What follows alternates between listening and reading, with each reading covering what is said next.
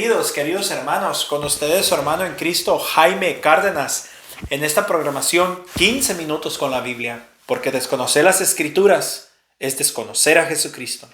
Empezamos en el nombre del Padre, del Hijo y del Espíritu Santo. Amén. Amado Señor Jesucristo, te queremos dar las gracias por esto que nos das, por esta mañana. Gracias, Señor, porque a pesar de todo lo que nos suceda, tú siempre muestras tu providencia con nosotros. Te ponemos en tus manos, Señor, todos aquellos matrimonios que nos han pedido oración.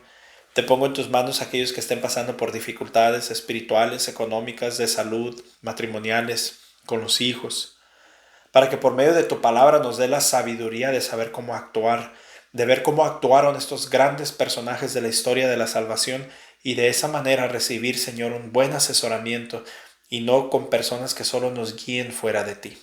Todo esto te lo pedimos por la intercesión de nuestra Madre Santísima, en el nombre del Padre, del Hijo y del Espíritu Santo. Amén. Pues bienvenidos, queridos hermanos, vamos a continuar con 2 de Samuel, capítulo 17. Después Ahitofel le dijo a Absalón: déjame escoger a 12,000 hombres, y esta misma noche saldré en persecución de David. Y cuando él esté débil y cansado, caeré sobre él y lo llenaré de miedo, y toda la gente que está con él huirá. No mataré más que al rey, y luego haré que todo el pueblo se reconcilie contigo, como cuando la recién casada se reconcilia con su esposo. Lo que tú buscas es la muerte de un hombre, y todo el pueblo quedará en paz. El plan pareció bueno a Absalón y a todos los consejeros de Israel. Pero Absalón ordenó que llamaran también a Husai el arquita para que diera su opinión. Cuando Husai llegó ante Absalón, éste le dijo: el plan de Ahitofel es este. ¿Lo llevaré más a cabo o no? Danos tu opinión. Husai le contestó: esta vez el plan de Ahitofel no es conveniente. Tú bien sabes que tu padre y sus hombres son muy valientes y que ahora deben estar furiosos como una osa salvaje a la que le han quitado sus crías. Además, tu padre es un hombre acostumbrado a la guerra y no pasará la noche con la demás gente. Ahora mismo ha de estar escondido en una cueva o en algún otro lugar. Por otra parte, apenas corre la voz de que en el primer encuentro han caído algunos de los tuyos, no faltará quien piense que tus seguidores han sido derrotados. Y hasta el más valiente, aun el que sea bravo como un león, se desanimará por completo, porque todos en Israel saben que tu padre y sus seguidores son gente valiente. Ahora bien, yo te aconsejaría que se reúnan contigo todos los israelitas que hay desde Dan hasta Beerseba, que son tantos como los granos de la arena que hay en la orilla del mar, y que tú personalmente los dirijas en la batalla. Entonces atacaremos a tu padre en cualquier lugar donde se encuentre. Caeremos sobre él como el rocío sobre la tierra, y no quedará con vida ni él ni ninguno de sus hombres. Incluso si se refugia en alguna ciudad, todos los israelitas llevaremos cuerdas y piedras por piedra. Arrastraremos esa ciudad hasta el arroyo y no quedará allí ni una sola piedra. Absalón y todos los israelitas estuvieron de acuerdo con el plan de Husai, porque era mejor que el de Ahitofel. Y es que el Señor había determinado frustrar el plan acercado de Ahitofel para acarrear el desastre sobre Absalón. Después Husai informó a los sacerdotes Sadoc y Abiatar del consejo de Ahitofel había dado a Absalón y a los ancianos de Israel, y del consejo que él mismo les había dado, a fin de que le avisara rápidamente a David, advirtiéndole que no pasara aquella noche en los llanos del desierto, sino que pasara sin falta al otro lado del Jordán, para que no los mataran ni a él ni a sus hombres. Como Jonatán y Ahimaas estaban en Rogel, pues no podían arriesgarse a que los vieran en la ciudad, una criada fue a avisarles e inmediatamente ellos salieron a contárselo al rey David. Sin embargo, un muchacho los vio y fue a decírselo a Absalón. Entonces ellos se dieron prisa y llegaron a la casa de un vecino de Baurim y se metieron en un pozo que había en el patio. Luego la esposa de ese hombre puso una tapa sobre el pozo y encima esparció trigo trillado. De esto nadie supo nada. Y cuando llegaron los seguidores de Absalón, preguntaron a la mujer: ¿dónde está Ahimaas y Jonatán? Pasaron por aquí en dirección al río, les contestó la mujer. Entonces los seguidores de Absalón fueron a su busca, pero al no encontrarlos regresaron a Jerusalén. Y después que aquellos se fueron, Ahimaas y Jonatán salieron del pozo y corrieron a poner sobre aviso al rey David. Le dijeron que se levantara y enseguida y cruzara el río, porque Ahitofel había aconsejado que los atacaran. Entonces David y toda la gente que le acompañaba se levantaron rápidamente y cruzaron el río Jordán. Al amanecer del día siguiente no había nadie que no lo hubiera cruzado. Cuando Ahitofel vio que su plan no se había puesto en práctica, aparejó su asno y se fue a su casa, en su pueblo natal, y después de arreglar sus asuntos familiares se ahorcó. Así murió y fue enterrado en el sepulcro de su padre. David llegó a Mahanaim en el momento en que Absalón cruzaba el Jordán con todos los israelitas. Absalón había puesto a Amasá al frente del ejército en lugar de Joab.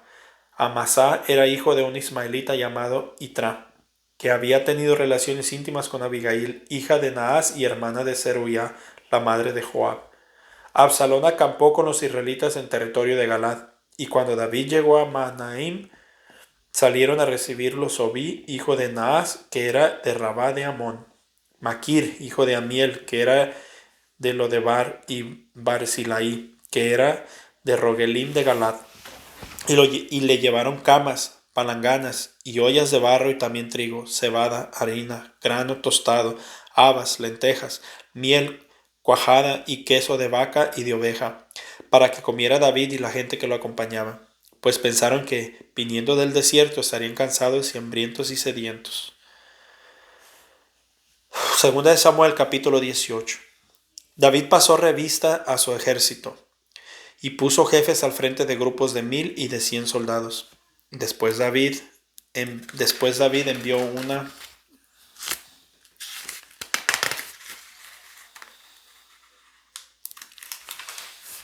tercera parte del ejército bajo el mando de Joab, otra tercera parte bajo el mando de Abisai, el hijo de Zeruiah y hermano de Joab, y la otra tercera parte del mando de Itai, el de Gat.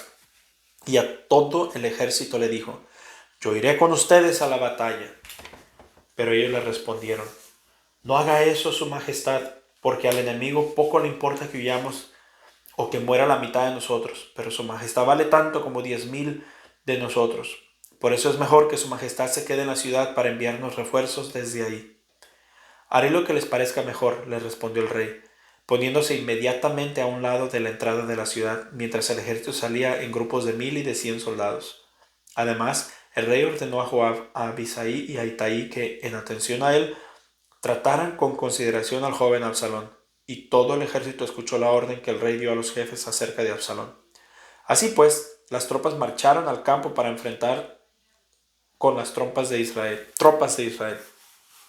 La batalla tuvo lugar en el bosque de Efraín y los de Israel fueron derrotados por los seguidores de David. Hubo una gran matanza aquel día, pues murieron 20,000 hombres. La lucha se había extendido por todo el territorio y en esta ocasión el bosque mismo causó más muertes que la espada. Absalón iba montado en un mulo. Se encontró de repente frente a los seguidores de David. Entonces el mulo se metió debajo de una gran encina y a Absalón se le quedó trapada la cabeza en las ramas, por lo que se quedó colgado en el aire, y pues el mulo siguió de largo. Alguien vio esto, fue a decirle a Joab: he visto a Absalón colgado de una encina. Y Joab le respondió: pues se lo viste, ¿por qué no lo derribaste ahí mismo? Yo con mucho gusto te habría dado 10 monedas de plata y un cinturón. Pero aquel hombre contestó a Joab: aunque me dieras 1000 monedas de plata, no atentaría contra el hijo del rey, porque nosotros escuchamos que el rey te ordenó a ti, a Abisai y a Itai, que protegieran al joven Absalón. Por otro lado, si yo hubiera hecho tal cosa, habría sido en vano, porque no hay nada oculto para el rey, y tú no lo habrías hecho nada para protegerme. No voy a perder más el tiempo contigo, respondió Joab, y mandó 3 dardos, los clavó en el corazón de Absalón, que aún estaba vivo en la encina. Luego 10 asistentes de Joab rodearon a Absalón y lo remataron. A continuación, Joab ordenó que tocaran la trompeta, y las tropas dejaron de perseguir a Israel, porque Joab los detuvo. Entonces tomaron el cuerpo de Absalón, lo echaron en un gran hoyo que había en el bosque, y sobre él levantaron un enorme montón de piedras, pues todos los israelitas huyeron a su casa. En vida, Absalón se había mandado hacer un monumento de piedra, el que está en el valle del rey. Le había puesto su nombre, ya que no tenía ningún hijo que se lo conservara, y hasta el presente se le conoce como el monumento de Absalón. Luego Ahimaas, el hijo de Sadoc, le dijo a Joab: te ruego que me dejes ir corriendo a avisar al rey que el Señor le ha hecho justicia librándolo del poder de sus enemigos. Pero Joab le respondió: tú no eres hoy la persona ideal para llevar la noticia.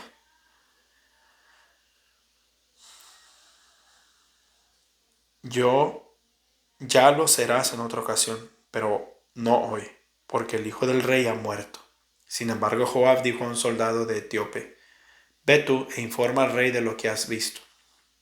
El etíope hizo una reverencia a Joab y salió corriendo. Ahimaas, por su parte, volvió a decir a Joab: de todos modos, déjame correr detrás del etíope. Pero Joab le contestó: ¿para qué quieres ir tú, hijo mío, si no vas a recibir un premio por tu noticia? No importa, iré corriendo, contestó Ahimaas. Pues corre, le respondió Joab. Entonces Ahimaas se echó a correr por el valle y se adelantó al etíope. Mientras tanto, David estaba sentado entre las dos puertas de la entrada de la ciudad, y el centinela había subido a la azotea, encima de la puerta de la muralla. Al levantar la vista, el centinela vio un hombre solo que venía corriendo, y le anunció al rey en voz alta. El rey exclamó: si viene solo es que trae buenas noticias. Mientras el hombre se acercaba, el centinela vio a otro hombre que corría y le gritó al guardia de la puerta: viene otro hombre corriendo. También ha de traer buenas noticias, respondió el rey. El centinela añadió: por su modo de correr, me parece que el primero es Ahimaas, el hijo de Sadoc. Él es un buen hombre, comentó el rey, y seguramente traerá buenas noticias. Ahimaas se acercó, inclinándose hasta tocar el suelo delante del rey, lo saludó y le dijo: bendito sea el Señor, el Dios de su majestad, porque he quitado del medio a los que se rebelaron contra su majestad.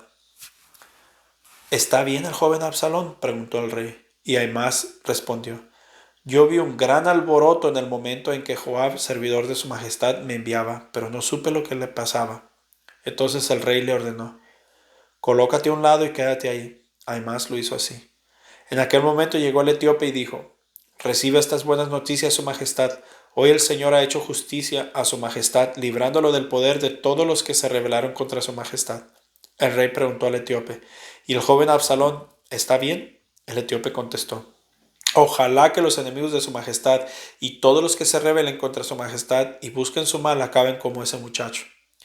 El rey se conmovió y, subiendo al cuarto que estaba encima de la puerta, se echó a llorar, y mientras caminaba decía: Absalón, hijo mío, Absalón, hijo mío, ojalá yo hubiera muerto en tu lugar, hijo mío, Absalón, hijo mío.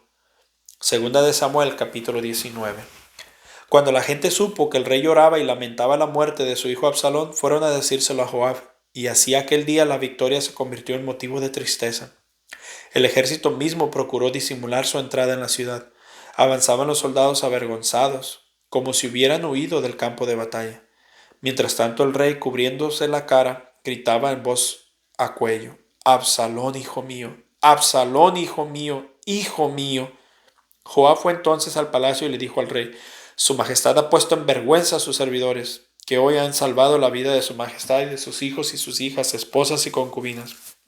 Su majestad ha demostrado hoy de que nada importan sus jefes y oficiales, pues ama a quienes lo odian y odia a quienes lo aman. Hoy me he dado cuenta de que para su majestad sería mejor que Absalón estuviera vivo, aunque todos nosotros hubiéramos muertos. Salga pues ahora su majestad y aliente con sus palabras a sus seguidores, pues de lo contrario juro por el Señor a su majestad que esta noche no quedará ni uno solo partidario. Esto será para su majestad peor que todos los males que le ocurrió desde la juventud hasta el presente. Entonces el rey se levantó y se fue a sentarse en la puerta de la ciudad. Y cuando se informó a todo el pueblo de que el rey estaba sentado a la puerta, fueron todos a presentarse ante él. En cuanto a los de Israel, todos ellos habían ido a sus casas. Y en todas las tribus de Israel la gente discutía y decía: el rey David nos libró del dominio de nuestros enemigos, los filisteos, y sin embargo por causa de Absalón ha tenido que huir del país, y Absalón, a quien nosotros habíamos consagrado como nuestro rey, ha muerto en la batalla. ¿Qué esperamos, pues? ¿Que no hacemos volver al rey David? Este comentario de todo Israel llegó hasta la casa del rey David. Entonces él mandó recado a los sacerdotes Sadoc, Abiatar, y diciéndoles: hablen ustedes con los ancianos de Judá y pregúnteles por qué se retrasan en hacer que yo regrese a mi palacio. Díganles que no hay razón para que ellos sean los últimos en hacerme volver, puesto que son mis hermanos de tribu. Ordenó además que se dijera a Amasá: tú eres de mi sangre, así que ahora en adelante tú serás el general de mi ejército, en lugar de Joab. Y si no te lo cumplo, que el Señor me castigue duramente. Así convenció a los hombres de Judá, y a todos ellos, como un solo hombre, mandaron decir al rey que volviera con todos sus oficiales. Entonces el rey emprendió el regreso y llegó al río Jordán. Los de Judá, por su parte, fueron a Gilgal para recibirlo y ayudarlo a cruzar el Jordán. También Simí, que era el hijo de Gerá, de la tribu de Benjamín y natural de Bairum, se apresuró a bajar con los hombres de Judá a recibir al rey David. Le acompañaban 1000 hombres de Benjamín. A su vez iba el criado de la familia de Saúl, acompañado de sus 15 hijos y sus 20 esclavos. Llegó al Jordán ante el rey y atravesó el vado del río para ayudar a la familia del rey a cruzarlo, y así quedar bien con él. Cuando el rey se disponía a cruzar el Jordán, Simí se inclinó delante de él y le dijo: ruego a su majestad que no tome en cuenta mi falta ni recuerde el delito que este servidor suyo cometió el día en que su majestad salió de Jerusalén. No me guarde rencor, pues yo mismo reconozco mi culpa, y de toda la casa de José, hoy he sido el primero en salir a recibir a su majestad. Entonces Abisaí, hijo de Zeruiah, dijo: ¿acaso no merece la muerte Simí por haber maldecido al rey escogido por el Señor? Pero David respondió: esto no es asunto de ustedes, hijos de Zeruiah. ¿Por qué se oponen a mí? Ahora es bien que soy el rey de Israel, así que nadie en Israel morirá este día. Luego, dirigiéndose a Simí, le juró que no moriría. También salió a recibirlo Mefibofet, el hijo de Saúl. Desde el día en que el rey salió y hasta que volvió sano y salvo, no se había lavado los pies, ni cortado la barba, ni lavado su ropa. Y cuando vino a Jerusalén para recibir al rey, éste le dijo: Mefibofet, ¿por qué no viniste con nosotros? Él respondió: mi criado me engañó, majestad. Como soy inválido, le ordené que me aparejara un asno para montar en él e irme con su majestad. Pero él me ha calumniado ante su majestad. Sin embargo, su majestad es como un ángel de Dios y hará lo que mejor le parezca. Y aunque toda mi familia paterna era digna de muerte ante su majestad, este siervo suyo fue invitado a comer a la mesa de su majestad. ¿Qué más puedo pedir de su majestad? El rey le respondió: no hay nada más que hablar. Yo he ordenado que tú y Sibá se repartan las tierras. Pero Mefiboset le contestó: que se quede él con todas. Lo importante es que su majestad ha vuelto sano y salvo en su palacio. En cuanto a Barzillai, el de Galat, había bajado a Rogelim para acompañar al rey a cruzar el río Jordán y ahí despedirse de él. Era ya un anciano, pues tenía 80 años, y durante el tiempo en que el rey estuvo en Mahinaim había dado al rey todo lo necesario porque era muy rico. El rey dijo entonces a Barzillai: vente conmigo a Jerusalén y ahí me haré cargo de ti. Pero Barzillai le respondió: me quedan pocos años de vida para irme ahora a Jerusalén con su majestad, pues yo tengo 80 años, he perdido el gusto de lo que como y de lo que bebo, y ya no puedo decir si tiene buen o mal sabor. Tampoco puedo oír ya la voz de los cantores y cantaras. ¿Por qué he de convertirme en una carga para su majestad, si únicamente voy a acompañar a su majestad a cruzar el Jordán? ¿Por qué ha de ofrecerme su majestad esta recompensa? Antes rogaría a su majestad que me permita volver a mi pueblo, para morir allá y ser enterrado en la tumba de mis padres. Pero aquí tiene su majestad a otro servidor, mi hijo Cuinam, que vaya él con su majestad, y haga su majestad por él lo que crea más conveniente. El rey contestó: que venga conmigo, Cuinam, y haré por él lo que tú creas más conveniente, y todo lo que me pidas te lo concederé. Toda la gente cruzó el Jordán, y cuando el rey lo cruzó, dijo a Barzillai un beso de despedida. Entonces Barzillai regresó al lugar donde vivía. El rey por su parte se dirigió a Gilgal acompañado de Kimham y de toda la gente de Judá, así como de la mitad de la gente de Israel. Todos los israelitas fueron entonces al ver al rey y le dijeron: ¿Por qué han de ser nuestros hermanos de Judá quienes se adueñen de su majestad y quienes los escolten a él y a la familia real y a todo su ejército en el paso del Jordán? Todos los de Judá respondieron a los de Israel: porque el rey es nuestro pariente cercano, pero no hay razón para que ustedes se enojen. ¿Acaso comemos nosotros a costa del rey, o hemos tomado algo para nosotros? Los de Israel contestaron: nosotros tenemos sobre el rey 10 veces más derecho que ustedes. Además, como tribus, somos los hermanos mayores de ustedes. Así pues, ¿por qué no nos menosprecian? ¿Por qué nos menosprecian? ¿Acaso no fuimos nosotros los primeros en decidir que regresara nuestro rey? Sin embargo, los de Judá discutieron con mayor violencia que los de Israel. Palabra de Dios. Te alabamos, Señor. Pues bien, mis queridos hermanos, podemos ver cómo todo lo que empieza mal termina mal. Y la parte que me llama la atención es cómo vuelve a inclinarse hasta tocar el suelo. Se vuelve a inclinar hasta tocar el suelo. Se llamaba Ahimaaz. Entonces, una vez más vemos, yo pregunto, si tan mal fuera la inclinación, ¿por qué es que tanto personaje se inclina ante el rey, ante un hombre? Bueno, pero ese es un punto que ya hemos tocado mucho. Simplemente no lo quiero que se den cuenta de cuántas veces habla de esto. Y por segundo, vemos cómo cuando alguien confía en Dios, aunque pase por tribulaciones, aunque tenga que pagar consecuencias de sus pecados, al final siempre el Señor está de su lado. Así que no tengamos miedo cuando nos lleguen los problemas, malas noticias, cosas que nos duelan. Todo en manos de Dios. Y el Señor sabe lo que nos conviene y al final de cuentas lo que necesitamos. Pues Dios me los bendiga, queridos hermanos. Un fuerte abrazo y primero Dios, nos vemos mañana. La paz del Señor.